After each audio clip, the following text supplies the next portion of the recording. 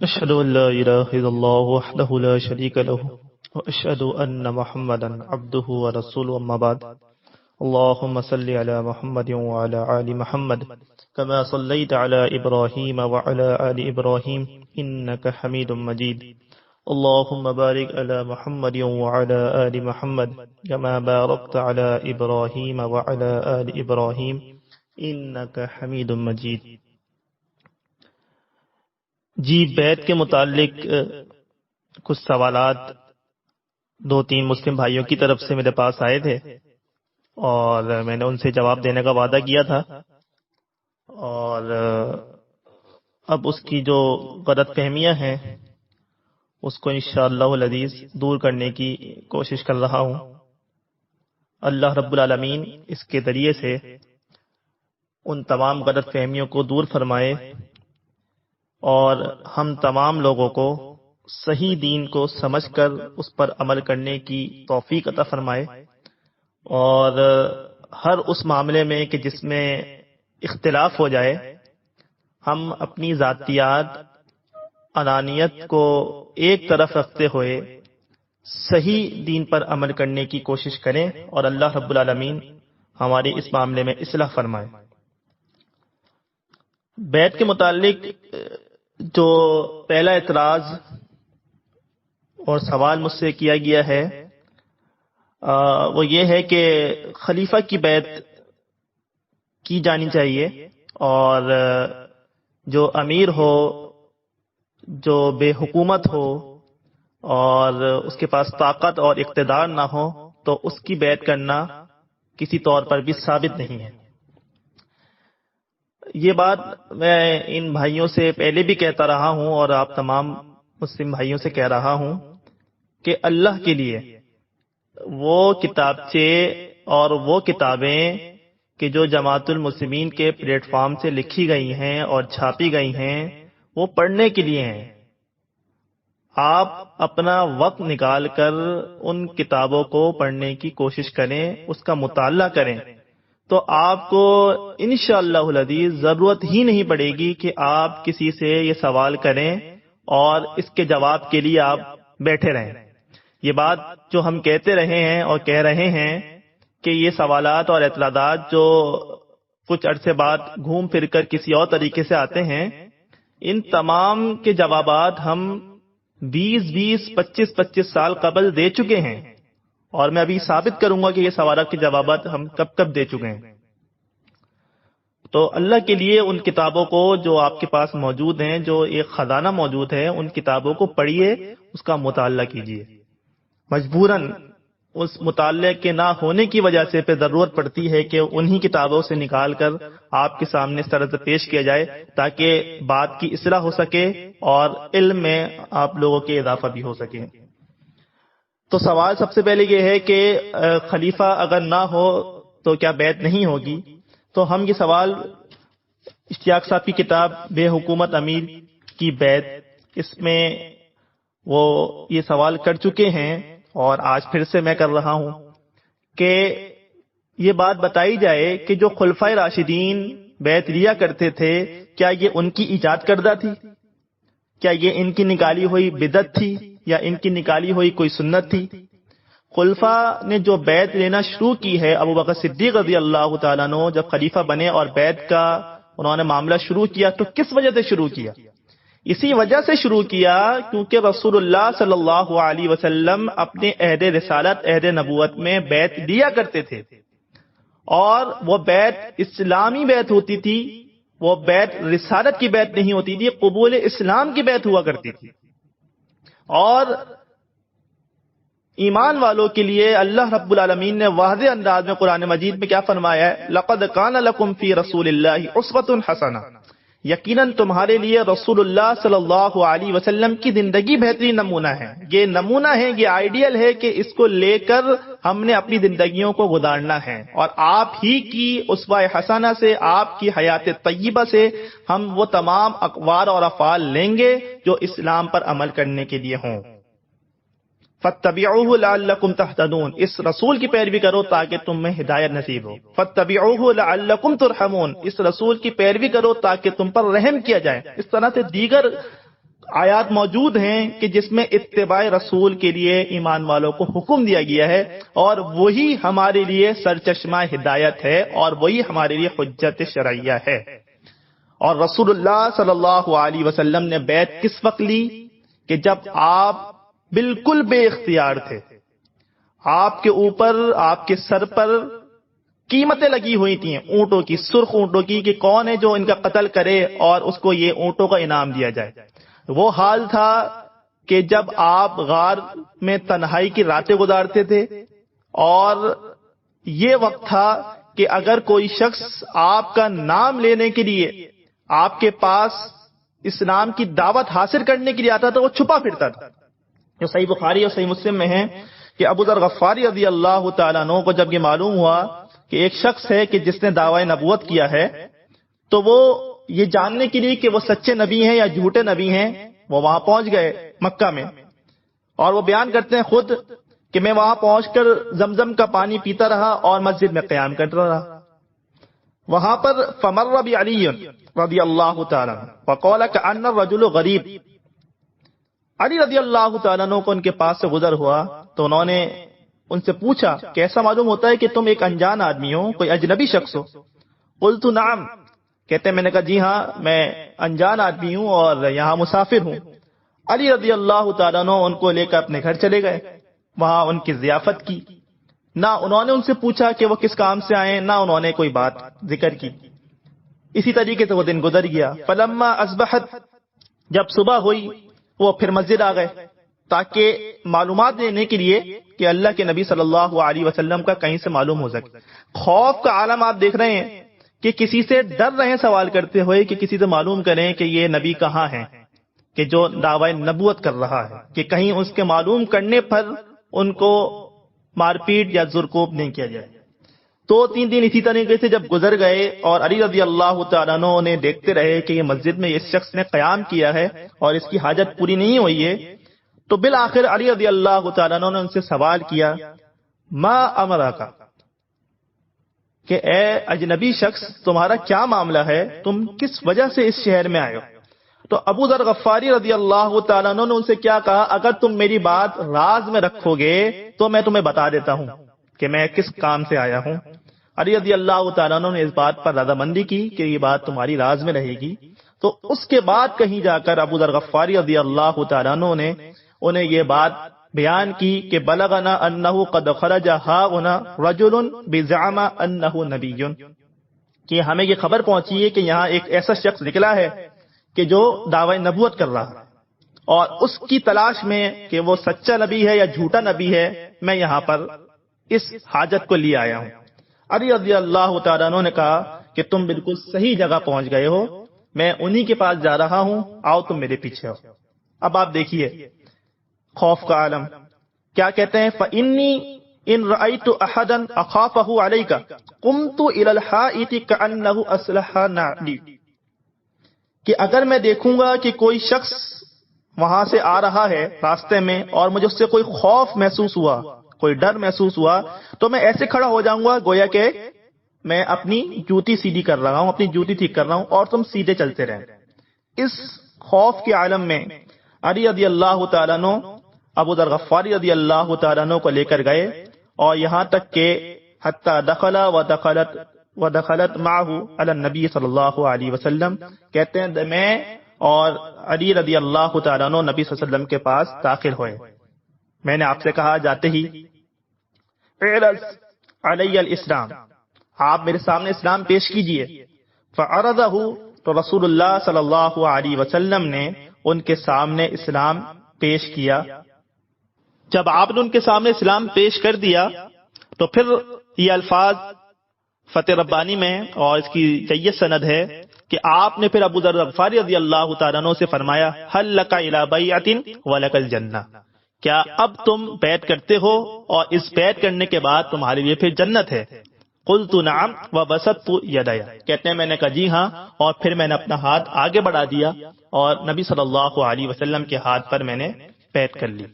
اب آپ دیکھیے کہ عالم یہ ہے کہ رسول اللہ صلی اللہ علیہ وسلم ان سے فرما رہے ہیں، صحیح بخاری میں الفاظ ہیں، یا ابا ذر اکتم ھذا الامر وارجع الی بلدک فاذا بلغک ظہورنا فاقبل، کہ اے ابو ذر اپنے اس اسلام لانے کے معاملے کو چھپا کر رکھنا. کیا خوف کا عالم ہے؟ اقتدار بالکل نہیں ہے، طاقت نہیں ہے، اور جو شخص اسلام قبول کر رہا ہے اس شخص سے آپ کا یہ فرمان ہے کہ اپنے اس اسلام کو چھپا کر رکھنا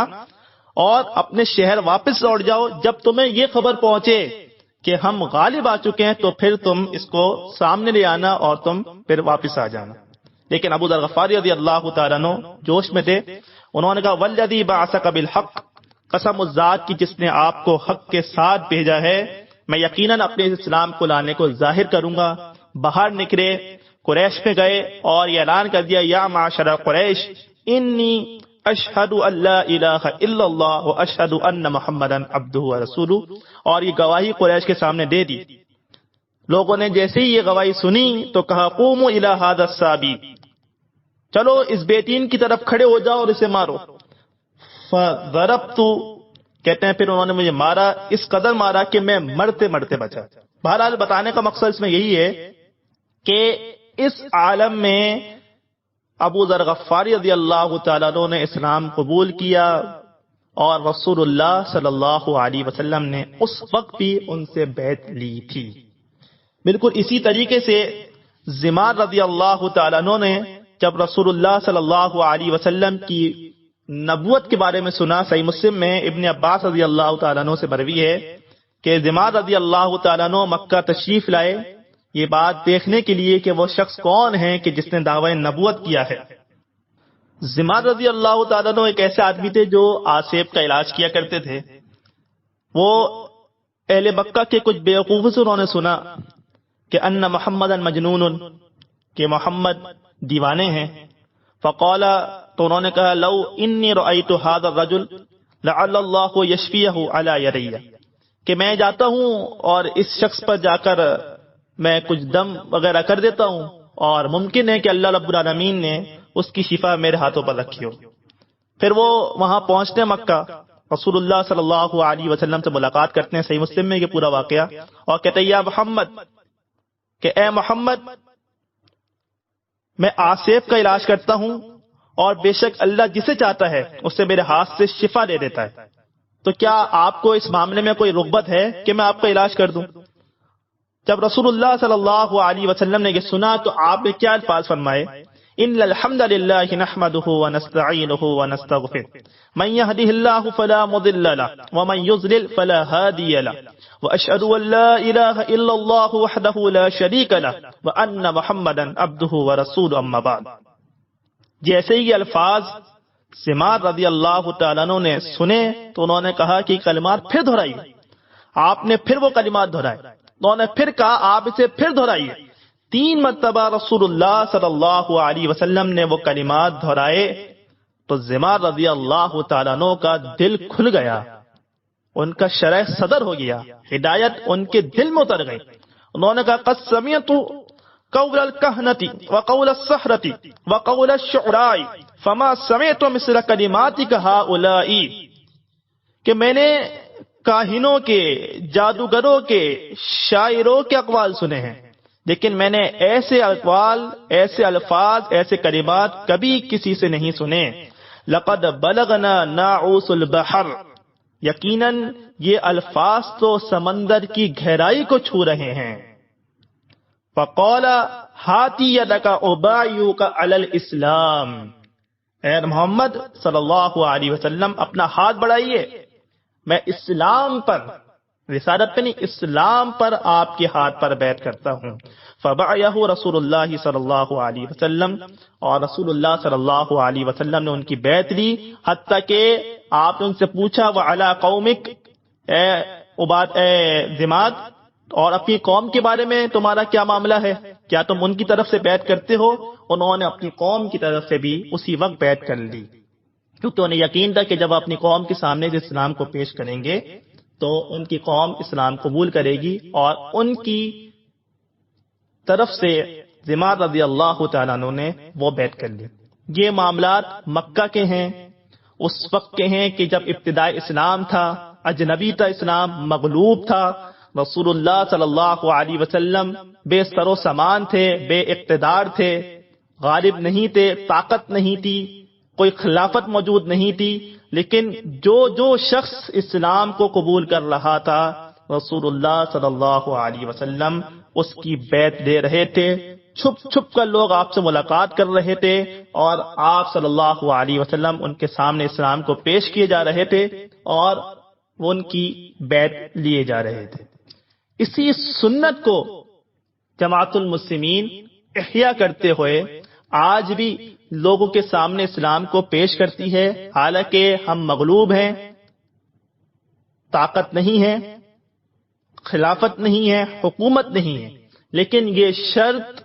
آپ کسی طور پر نہیں لگا سکتے کہ بیعت صرف اور صرف اقتدار میں، خلیفہ میں، خلافت کے ہوتے ہوئے خلیفہ ہی رہے گا۔ اور اگر کوئی شخص یہ سوال کرتا ہے کہ صحابہ اکرام رضوان اللہ علیہم اجمعین کی زندگیوں میں سے کہیں سے یہ بات ثابت کریں کہ انہوں نے بے حکومت امیر کی بیعت کی ہو، تو ہم یہ بات ثابت نہیں کر سکتے۔ کیونکہ بفضل اللہ جب اللہ کے رسول صلی اللہ علیہ وسلم مدینہ ہجرت کر کے گئے اور اس کے بعد جب آپ نے مکہ کو فتح کیا تو اسلام اس کے بعد غالب رہا، اور صحابہ اکرام رضوان اللہ علیہم اجمعین نے اپنی زندگیوں میں اس کے بعد اسلام کی خلافت کو جاتے نہیں دیکھا۔ اس کے بعد خلفاء ہی آتے رہے، ان میں کیا معاملات رہے، اختلاف ہوتا رہا، جنگیں بھی ہوتی رہیں، اسلام بڑھتا رہا، اسلام غالب ہوتا رہا، لیکن کوئی وقت ایسا صحابہ اکرام کی زندگیوں میں اس کے بعد آیا ہی نہیں کہ کسی ایسے شخص کی بیعت کی جاتی کہ جو خلیفہ نہ ہو، جس کے پاس اقتدار اور طاقت نہ ہو۔ تو یہ مطالبہ کرنا کہ صحابہ اکرام سے یہ بات پیش کی جائے تو ہم یہ بات پیش کر ہی نہیں سکتے، کیونکہ ان کی زندگیوں میں ایسا کوئی معاملہ نہیں پیش آیا۔ لہذا جماعت المسلمین جو بیعت اس وقت لے رہی ہے وہ رسول اللہ صلی اللہ علیہ وسلم کی سنت کے عین مطابق بیعت کر رہی ہے، بیعت لے رہی ہے اور مسلمین اس پر بیعت کر رہے ہیں۔ اب بات کرتے ہیں بیعت کی اہمیت کے متعلق۔ آپ دیکھیے علی رضی اللہ تعالیٰ عنہ نبی صلی اللہ علیہ وسلم کے چچا زاد بھائی ہیں، آپ کے داماد ہیں، لخت جگر فاطمہ رضی اللہ تعالیٰ عنہ کے شوہر ہیں، اور بے شمار ان کے فضائل نبی صلی اللہ علیہ وسلم کی زبان سے ہم سن چکے ہیں۔ آپ دیکھیے کہ جب ابو بکر صدیق رضی اللہ تعالیٰ عنہ خلیفہ بنے اور علی رضی اللہ تعالیٰ عنہ نے ان کی بیعت نہیں کی، یہ اعتراض بھی ہم سنتے آتے ہیں کہ علی رضی اللہ تعالیٰ عنہ نے 6 ماہ تک بیعت نہیں کی۔ جب فاطمہ رضی اللہ تعالیٰ عنہ ابو بکر صدیق رضی اللہ تعالیٰ عنہ سے ناراض ہو گئی تھیں اپنی وراثت کے معاملے پر، وہ ایک علیحدہ مضمون ہے کہ اس میں کیا معاملہ تھا، لیکن جو اہم بات میں آپ کو بتانے جا رہا ہوں وہ یہ ہے کہ جب فاطمہ رضی اللہ تعالیٰ عنہ فوت ہو گئیں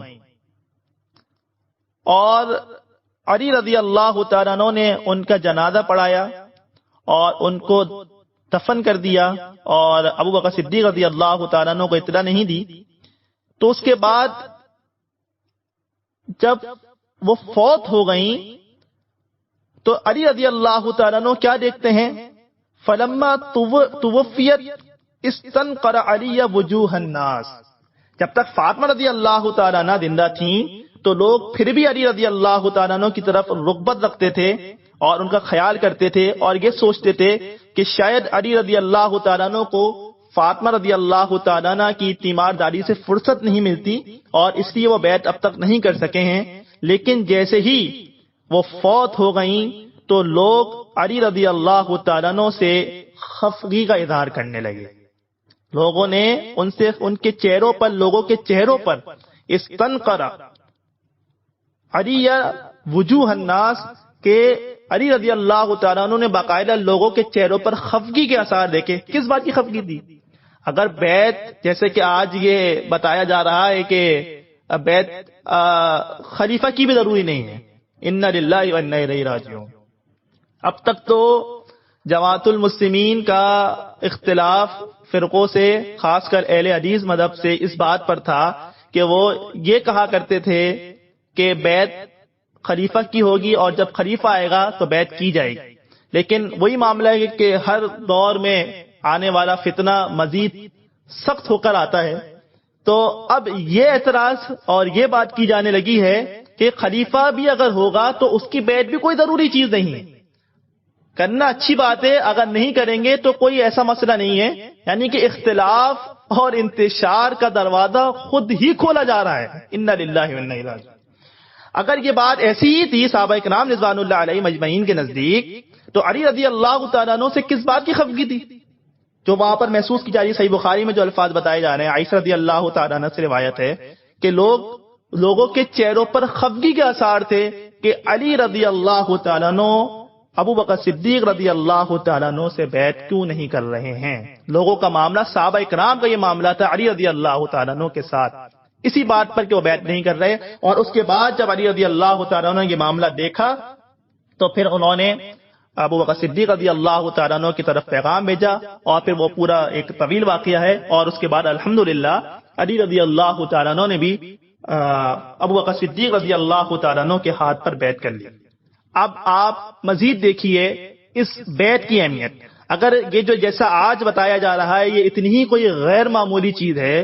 اور اس کی اتنی ہی کوئی اہمیت نہیں ہے، تو آپ دیکھیے جب واقعہ حرہ رونما ہوا، واقعہ حرہ یعنی کہ جب یزید بن معاویہ کے خلاف بغاوت ہوئی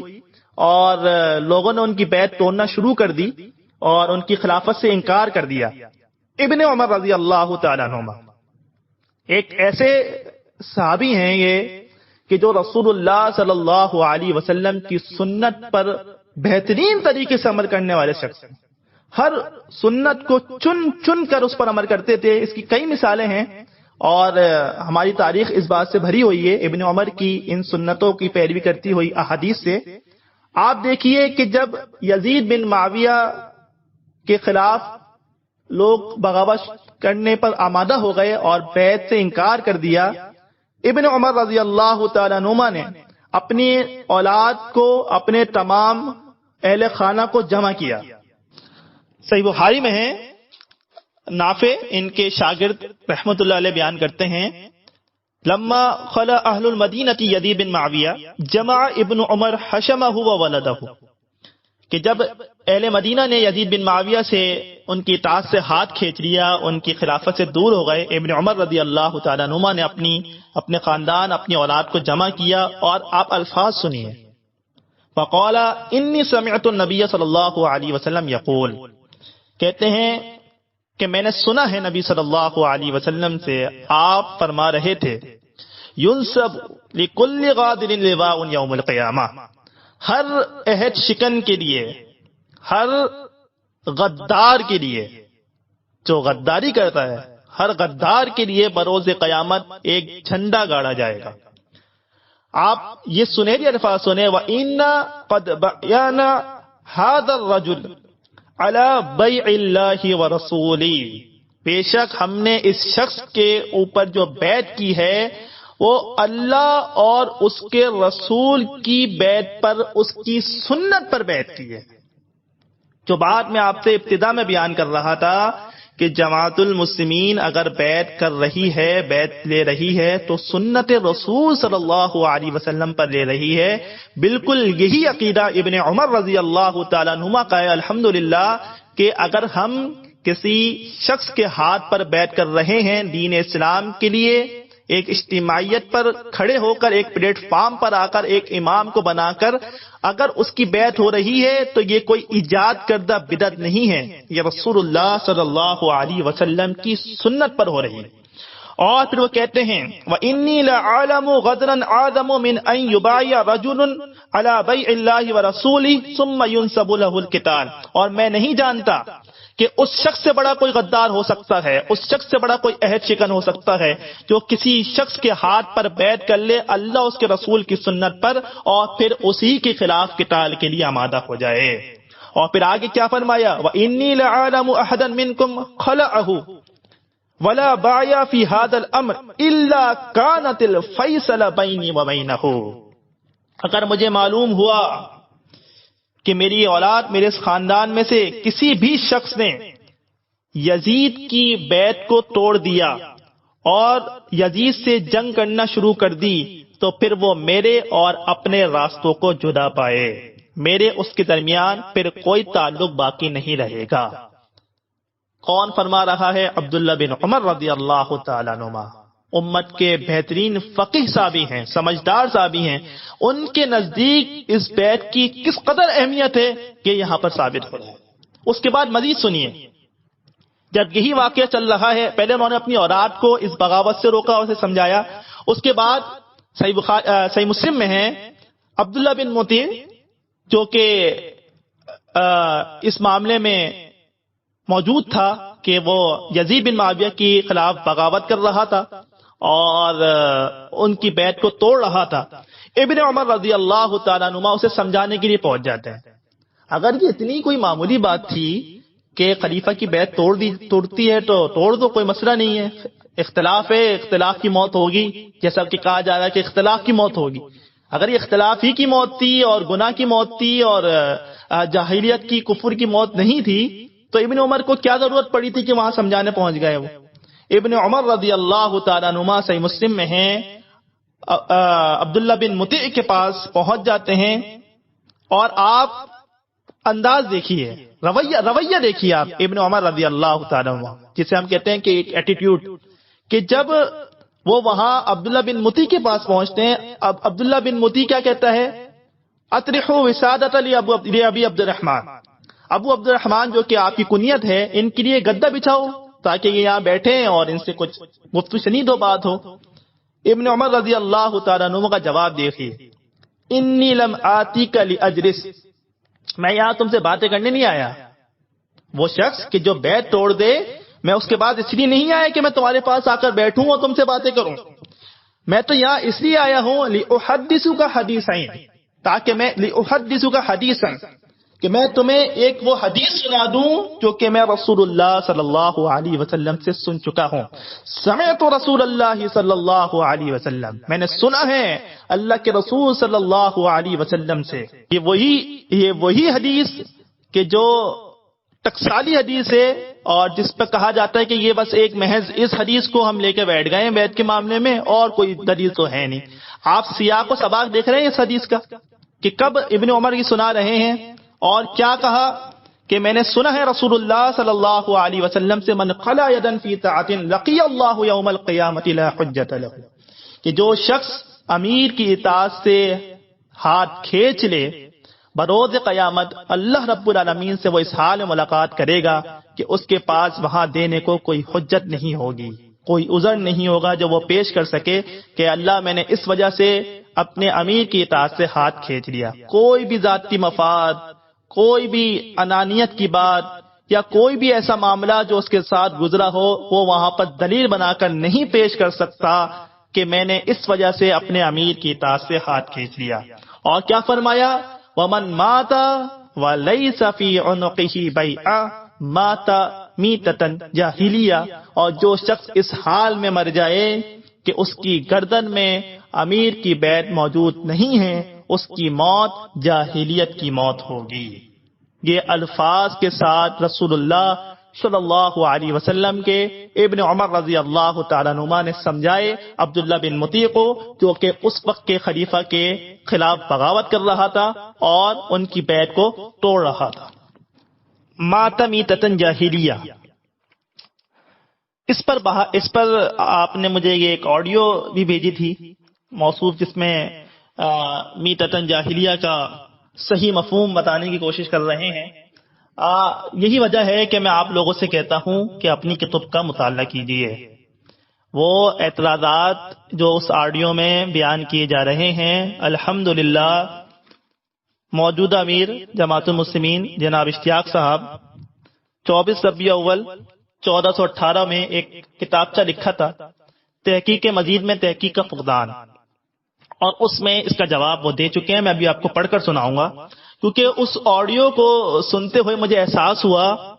کہ یہ جو اعتراض اس میں جاہلیت کی موت پر کیا جا رہا ہے، یہ آج سے تقریباً 25 سال یا 26 سال قبل ایک صاحب جو جماعت المسلمین میں موجود تھے، وقار علی صاحب، اور وہ اس سے نکلے تھے، اس کے بعد انہوں نے ایک کتابچہ لکھا تھا جماعت المسلمین یا جماعت التکفیر، اور اس کتابچے میں تقریباً یہی اعتراضات جو کہ کیا کہیں اللہ رب العالمین کی طرف سے یہ ایک ہم پر آزمائش ہے کہ جب بھی کوئی شخص اختلاف پر یا ضد پر آتا ہے یا اپنے کسی مفاد پر اٹھتا ہے تو وہ پھر وہی باتیں کرتا ہے. یہی چیز میں تمام لوگوں میں دیکھتا آ رہا ہوں. اللہ رب العالمین ہماری اس میں اصلاح فرمائے. تو میں آپ کو یہ بتا رہا ہوں کہ جماعت المسلمین یا جماعت التکفیر یہ ایک کتابچہ ان کا لکھا ہوا تھا، اور اس میں بالکل یہی چیز انہوں نے بیان کی کہ ہر جگہ جاہلیت سے مراد کفر نہیں ہوتا ہے. ان کے صفحہ نمبر 31 پہ لکھا ہوا جماعت المسلمین یا جماعت التکفیر کے. جیسے کہ ہم جانتے ہیں کہ عربی زبان میں کسی معاملے یا کام کی سنگینی کو ظاہر کرنے کے لیے یا زجر و تنبیہ، یہ الفاظ آپ سن رہے ہیں کہ یہ آڈیو میں بیان کیے گئے ہیں، جو کہ وہی الفاظ یہ یہاں پر لکھے ہوئے ہیں کہ زجر و تنبیہ کے طور پر مبالغے کے صیغے استعمال کیے جاتے ہیں. یہ بات سے ہم بالکل اتفاق کرتے ہیں، اس پر جھگڑا ہی نہیں ہے. ہر جگہ جاہلیت کے معنی کفر کے ہرگز نہیں لیے جائیں گے، اس بات پر تو کوئی اختلاف ہے ہی نہیں. اور تحقیق مزید میں تحقیق کا فقدان میں اشتیاق صاحب موجودہ امیر جماعت المسلمین صفحہ 38 میں اسی بات کا جواب دے رہے ہیں وقار صاحب کو، اور لکھتے ہیں کہ شاہ صاحب نے بالکل درست کہا، ہمیں سے اتفاق ہے ہر جگہ جاہلیت کے معنی کفر کے نہیں ہوتے ہیں. جو حدیث، یہ وہی حدیث ہے جو کہ اس آڈیو میں سن رہا ہوں کہ ابو ذر غفاری رضی اللہ تعالیٰ عنہ کے متعلق، کہ جب صحیح بخاری میں ہے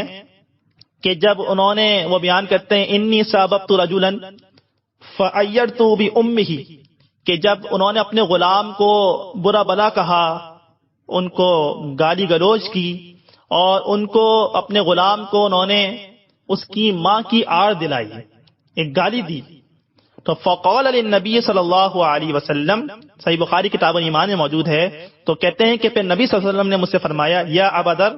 کہ اے ابو ذر، کیا تم نے اس کو اس کی ماں کی آڑ دلائی ہے؟ انک امرؤ فیک جاہلیہ، بے شک تم میں تو ابھی بھی جہالت کی، جاہلیت کی خصلت، اس کے آثار باقی ہیں. اسی حدیث کو وقار صاحب نے بھی پیش کیا تھا، اور وہاں اشتیاق صاحب یہی جواب لکھ رہے ہیں کہ ہمیں سے اتفاق ہے کہ ہر جگہ جاہلیت کے معنی کفر کے نہیں ہوتے. جو حدیث شاہ صاحب پیش کر رہے ہیں، اس حدیث میں لفظ جاہلیت زجر و تنبیہ کے طور پر استعمال ہوا ہے، کفر کے لیے نہیں. ہم تو اس سے بالکل اتفاق کرتے ہیں. اور وہاں پر وہ وہی الفاظ کہہ رہے ہیں جو آپ آڈیو میں سن رہے ہیں جماعت المسلمین یا جماعت التکفیر کتابچہ صفحہ 31 پہ، کہ اب وہاں پہ ان کا جو مخاطب ہیں وہ مسعود صاحب ہیں، کہ اب مسعود صاحب بتائیں کہ اس ارشاد نبی صلی اللہ علیہ وسلم کے بعد ابو ذر غفاری رضی اللہ تعالیٰ عنہ مسلم رہے یا غیر مسلم ہو گئے؟ کیا انہوں نے دوبارہ سے کلمہ شہادت پڑھ کر دوبارہ اسلام قبول کیا؟ کیا انہوں نے پھر دوبارہ سے بیری کے پتوں سے غسل کیا؟ وغیرہ وغیرہ. اشتیاق صاحب جواب دیتے ہیں قارئین کرام، شاہ صاحب کی تحریر مضحکہ خیز ہے. شاہ صاحب خود لکھتے ہیں کہ ہر جگہ جاہلیت کے معنی کفر کے نہیں ہوتے، اور ابو ذر غفاری رضی اللہ تعالیٰ عنہ کی حدیث میں بھی لفظ جاہلیت کے استعمال زجر اور تنبیہ کے طور پر ہوا ہے، تو وہ مسلم ہی رہے، ان کو دوبارہ سے کلمہ شہادت پڑھنے کی ضرورت نہیں ہے. یعنی کہ اس کے علاوہ جو اس میں مزید 2-3 مثالیں پیش کی گئی ہیں اس سے کوئی اختلاف ہی نہیں ہے. جہاں پر ہے کہ جاہلیت کی پکاری جب مہاجرین اور انصار کے درمیان جھگڑا ہوا تو بالکل یہ خصلتیں ہیں، یہ خصائل ہیں. جیسے منافق کی کچھ نشانیاں بیان کی گئی ہیں، اذا حدث کذب، کہ جب وہ بات کرے گا تو جھوٹ بولے گا. اگر کسی میں ایسی کوئی چیز ہوگی، موجود ہوگی، تو اس کو منافق نہیں کہا جائے گا، اسے یہی کہا جائے گا کہ اس کے اندر نفاق کی کوئی خصلت موجود ہے. اس سے کس کو انکار؟ بات دراصل یہ ہے کہ جہاں معاملہ ہے اس حدیث کا جو کہ صحیح مسلم میں موجود ہے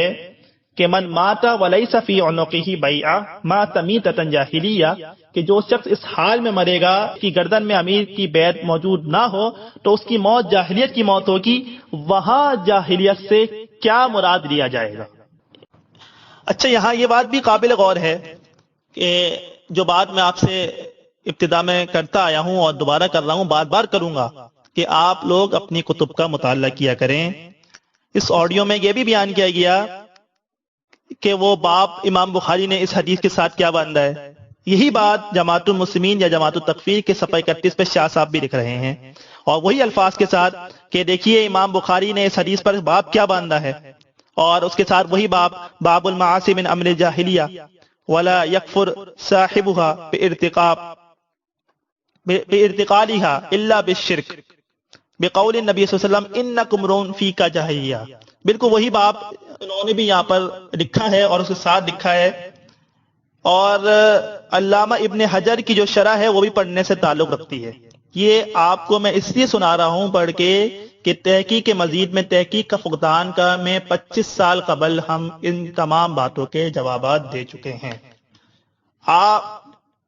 اگر مطالعہ ہم اپنا جاری رکھیں تو ضرورت ہی نہ پڑے کہ ہم کسی کے بہکاوے میں آ جائیں. آپ دیکھ لیجئے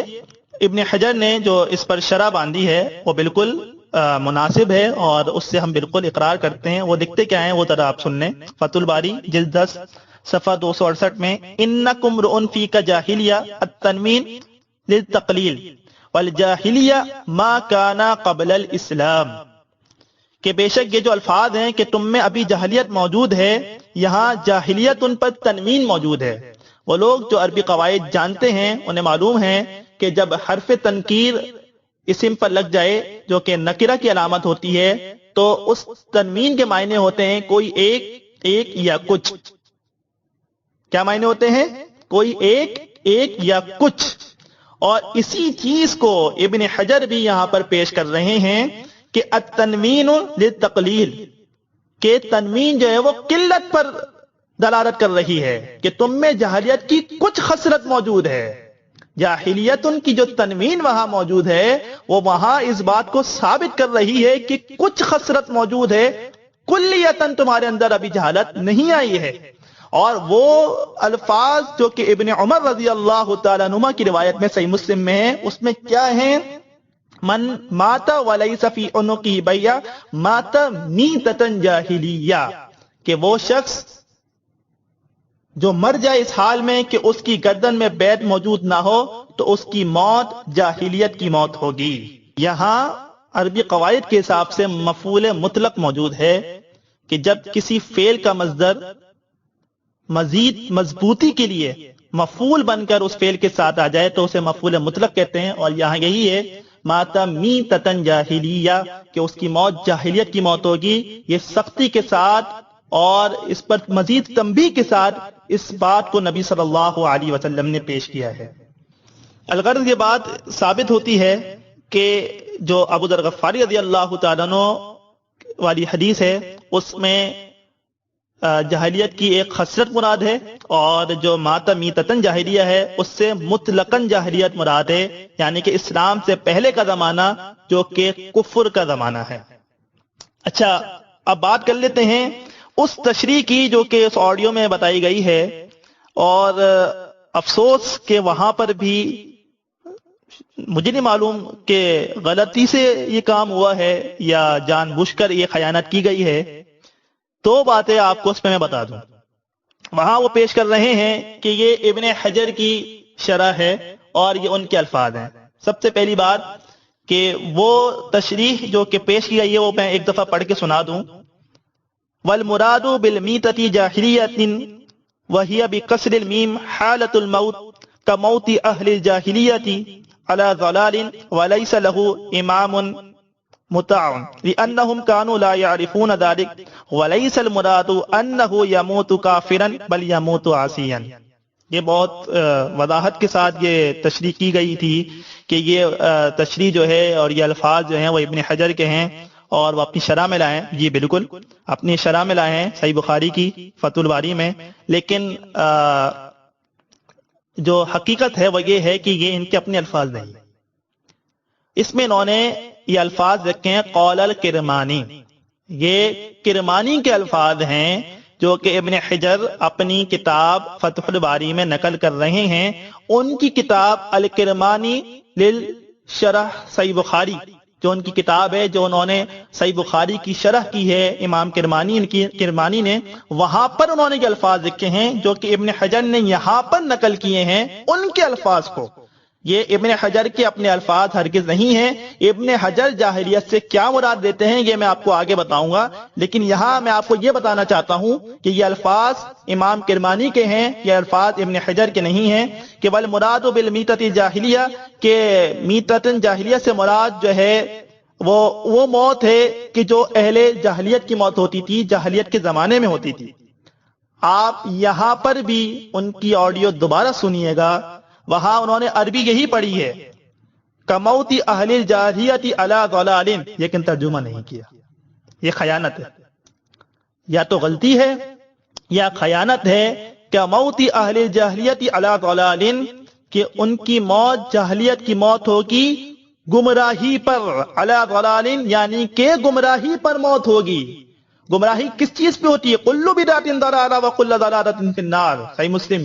ہر بدعت گمراہی ہے اور ہر گمراہی آگ میں لے کے جانے والی ہے. کیا کوئی مسلم اس بات کو قبول کرے گا کہ وہ گمراہی کی موت کو اختیار کرے اور گمراہی کی موت کی وجہ سے اسے جہنم کی آگ میں لے جایا جائے؟ میں آپ کو ان کے الفاظ دوبارہ سنا دیتا ہوں کہ وہ وہاں پر یہ خیانت کی گئی ہے کہ علی ضلال کا ترجمہ نہیں کیا گیا، کیونکہ اگر یہ ترجمہ کیا جاتا تو وہ تو پوری عمارت جو کہ تعمیر کی جا رہی ہے وہ دھڑام سے گر جاتی. رحمہ اللہ کی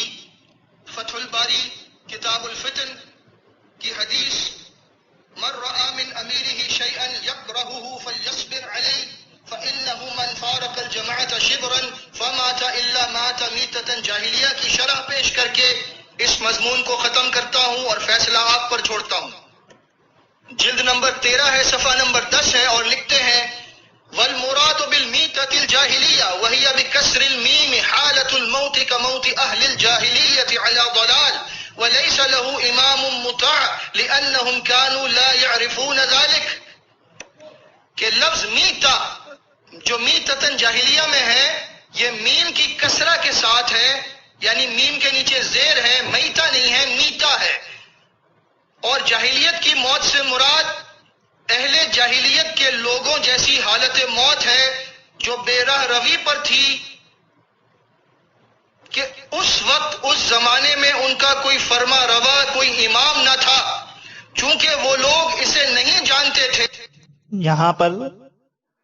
علی ضلال کا ترجمہ جو ہے وہ حذف کر دیا گیا اور گمراہی کو نکال کر باقی تمام چیزیں جو ہیں وہ بیان کر دی گئیں. الغرض یہ ایک چیز تھی جو آپ کے سامنے بیان کر دی گئی، اور جو ماتا میتتن جاہلیہ کا درست مفہوم جماعت المسلمین لے رہی ہے وہ اسی اصول کے تحت دے رہی ہے کہ ان الحدیث یفسر بعضہ بعضا، کہ ایک حدیث دوسری حدیث کی تفسیر کرتی ہے. اور جاہلیہ کا جو کلیتاً جاہلیت مراد ہے، مطلقاً جاہلیہ مراد ہے، اس سے مراد زمانہ جاہلیت یعنی کہ اسلام سے قبل کا زمانہ، اور اسلام سے قبل کا زمانہ آپ کسی بھی شخص سے پوچھیں گے تو وہ یہی بتائے گا کہ وہ کفر کا زمانہ ہے. اور اس کی تشریح، اس کی مزید وضاحت صحیح بخاری کتاب الفتن کی اسی حدیث سے ہو جاتی ہے جو ہم سنتے آ رہے ہیں اور سناتے رہیں گے، کہ جو حذیفہ بن یمان رضی اللہ تعالیٰ عنہ سے روایت ہے کہ جب انہوں نے یہ فرمایا کہ کان الناس یسألون رسول اللہ صلی اللہ علیہ وسلم عن الخیر وکنت اسألہ عن الشر مخافۃ ان یدرکنی، کہ لوگ رسول اللہ صلی اللہ علیہ وسلم سے خیر کے متعلق سوال کیا کرتے تھے اور میں شر کے متعلق سوال کیا کرتا تھا اس خدشے سے کہ کہیں وہ مجھے نہ پہنچ جائے. فقلت یا رسول اللہ، تو میں نے سوال کیا اللہ کے رسول صلی اللہ علیہ وسلم، انا کننا فی جاہلیت و شر، کہ اللہ کے رسول صلی اللہ علیہ وسلم بے شک ہم جاہلیت میں اور شر میں تھے. فجاءنا اللہ بہذا الخیر، پھر اللہ رب العالمین نے ہمیں اس خیر کی ہدایت دی، یہ خیر اللہ رب العالمین ہمارے پاس لے آیا. یہاں پر حذیفہ رضی اللہ تعالیٰ عنہ کیا جاہلیت کی کسی ایک خصلت کی بات کر رہے ہیں، کوئی ایک شکل کی بات کر رہے ہیں، کسی ایک قسم کی بات کر رہے ہیں کہ ہم جاہلیت میں اس سے پہلے ہم اسلام پر ہی تھے، ایمان پر ہی تھے، لیکن یہ جاہلیت کی ایک خصلت ہم میں موجود تھی؟ ہرگز نہیں. کلیتاً جاہلیہ کی بات ہو رہی ہے کہ ہم اس سے پہلے کفر میں تھے، شر میں تھے، جاہلیت میں تھے. اللہ رب العالمین اس خیر کو ہمارے پاس لے آیا. اور اس کی مزید وضاحت یہ ابن حجر کی وضاحت ہے جو آپ کے سامنے اب میں پیش کر رہا ہوں. فتح باری کتاب الفتن صفحہ نمبر 35 اور باب 11، اور اس کی تشریح میں امام ابن حجر رحمت اللہ علیہ لکھ رہے ہیں والمعنی ملذی،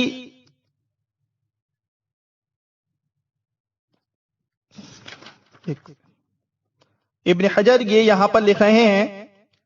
قولہ فی جاہلیت و شر کی تشریح یشیر الی ما کان قبل الاسلام من الکفر وقتل بعضهم بعضا ونہب بعضهم بعضا واتیان الفواحش۔ ابن حجر کے یہ اپنے الفاظ ہیں، اپنا فہم ہے جو وہ یہاں پیش کر رہے ہیں۔ جاہلیت سے مراد یشیر الی ما کان قبل الاسلام من الکفر، کہ یہاں اشارہ ہے کہ جو فی جاہلیہ و شر میں یہاں اشارہ ہے اس چیز کی طرف، اس کفر کی طرف جو کہ اسلام سے قبل تھا۔ جاہلیت تھی، کفر تھا، اسلام سے قبل تھا، اور یہ وہ وقت تھا کہ جب لوگ ایک دوسرے کو قتل کرتے تھے، ایک دوسرے کا مال چھینا کرتے تھے اور فحش کام کیا کرتے تھے۔ اور پھر وہ مزید تشریح کر رہے ہیں کہ یہ جو قول ہے قولہ فجعل اللہ بہذا الخیر، کہ اللہ تعالیٰ یہ خیر ہمارے پاس لے آیا، یعنی الایمان، کفر کی ضد کیا ہوئی؟ ایمان آ گیا، کفر گیا، ایمان آ گیا۔ والامن، قتل کی ضد قتل و غارت ہوتا رہا، اور اللہ رب العالمین اس امن کو لے آیا۔ اور وصلاح الحال، اور حالات کی اصلاح فرما دی آپس میں وہ لوگ کہ جو ایک دوسرے کا مال چھین لیا کرتے تھے، اللہ رب العالمین نے اس حالت کی بھی اصلاح کر دی۔ واجتناب الفواحش، اور فحش کام سے اجتناب ہو گیا۔ دونوں باتوں کا ابن حجر نے بڑے وضاحت کے ساتھ بتا دیا کہ جاہلیت سے مراد جہاں کلیتاً جاہلیت ہوگی، جہاں خسرتاً بتایا جائے گا کہ جہالت کی خسرت تھی کہ گالی گلوچ انسان کر دیتا تھا، یہ جہالت کی خسرت تھی۔ یہ جہالت کی خسرت تھی کہ قومیت پرستی ہوتی تھی، قوم پر پکارا جاتا تھا، یہ خسرت تھی۔ لیکن جہاں بات جاہلیت کی کلیتاً آئے گی، وہاں اسلام سے قبل کا زمانہ یعنی کہ کفر کا زمانہ ہوگا۔ یہ بات الحمدللہ ابن حجر سے بھی ثابت ہوتی ہے۔ اور مزید کہ ایک حدیث دوسری حدیث کی جب تشریح کرتی ہے تو اس میں ہمارے پاس یہ حدیث بھی موجود ہے کہ من خالف الجماعت قید شبرا فقد خلع ربغۃ الاسلام من عنقہ، کہ جس کی موت جاہلیت کی موت ہوگی بیعت توڑنے کے بعد، تو وہ شخص کے جو پھر الجماعت کی مخالفت کرے، جب امام کی اس جماعت کے امام کی مخالفت ہوگی تو آٹومیٹیکلی اس کی اجتماعیت کی بھی مخالفت ہوگی، اور جو شخص جب بیعت توڑ دے گا اور جماعت المسلمین کی مخالفت کرے گا تو وہ اپنی گردن سے اسلام کا پٹا اتار کر پھینک دے گا۔ کیا اب بھی یہ سمجھا جائے گا کہ وہ اسلام ہوگا؟ اب بھی یہی کسی طریقے سے تعبیر کی جائے گی کہ وہ خسرت ہوگی اور وہ ایمان پر ہی موت ہوگی اور یوں ہوگا؟ بالکل نہیں۔ یہ تمام چیزیں الحمدللہ ثابت کر دی گئی ہیں کہ بیعت خلیفہ کی نہیں، بیعت امیر کی ہوگی۔ خلیفہ بھی لے سکتا ہے، جب خلافت ہوگی تو خلیفہ بیعت لے گا، لیکن جب اقتدار اور حکومت نہیں ہوگی تو امیر بیعت لے گا۔ اور یہ سنت رسول صلی اللہ علیہ وسلم ہے کہ آپ نے مکہ کے دور میں جب آپ مغلوب تھے، اقتدار نہیں تھا، طاقت نہیں تھی، بیعت لیا کرتے تھے۔ زمار رضی اللہ تعالیٰ عنہ، ابو ذر غفاری رضی اللہ عنہ کی مثال ہمارے سامنے موجود ہے۔ اس کے بعد بیعت کی اہمیت پر آپ سن چکے ہیں کہ علی رضی اللہ تعالیٰ عنہ نے جب بیعت نہیں کی تو ابو بکر صدیق رضی اللہ تعالیٰ عنہ کے زمانے میں صحابہ کرام کا ان سے رویہ اچھا نہیں تھا، ان کے چہروں پر ناگواری تھی کہ علی رضی اللہ تعالیٰ عنہ نے بیعت نہیں کی۔ ابن عمر رضی اللہ تعالیٰ عنہما نے جب بیعت یزید کی توڑی گئی تو اس پر انہوں نے احتجاج کیا، اپنے گھر والوں کو جمع کیا اور ان کو واضح کر دیا کہ اگر تم بیعت توڑو گے تو تم غدار کہلاؤ گے، اور یہ سب سے بڑی غداری امام عامہ کی بیعت توڑنا ہے، اور جو شخص بیعت توڑ دے گا تو اس کا میرے سے تعلق ختم ہو جائے گا۔ اس کے بعد انہوں نے عبداللہ بن مطیع کو سمجھایا اور وہاں یہی نبی صلی اللہ علیہ وسلم کے الفاظ پیش کیے کہ من مات ولیس فی عنقہ بیعہ مات میتۃ جاہلیہ۔ اور اس کے بعد اس حدیث کی تشریح کنہ فی جاہلیہ سے ابن حجر کے ان الفاظ کے ساتھ ہو چکی ہے کہ یشیر الی ما کان قبل اسلام من الکفر، کہ اس جاہلیت سے مراد اس کفر کی طرف اشارہ ہے جو کہ اسلام سے قبل ہوا کرتا تھا۔ اللہ رب العالمین ہماری اصلاح فرمائے، ہمیں آفات اور فتنوں سے محفوظ رکھے، ہمیں اس دین پر قائم رکھے، ہم سے اپنے دین کا کام لیتا رہے، اور ہمیں اس بات کی توفیق دے کہ ہم اسی چیز کو منعن پیش کرنے کے قابل ہوں جو کہ صحیح دین اسلام کے طور پر بتایا جائے، اور اس کی دعا کے ساتھ کہ یا مقلب القلوب ثبت قلبی علی دینک، میں اپنی بات کو ختم کرتا ہوں۔ واقول قولی ھذا لی ولکم استغفر اللہ۔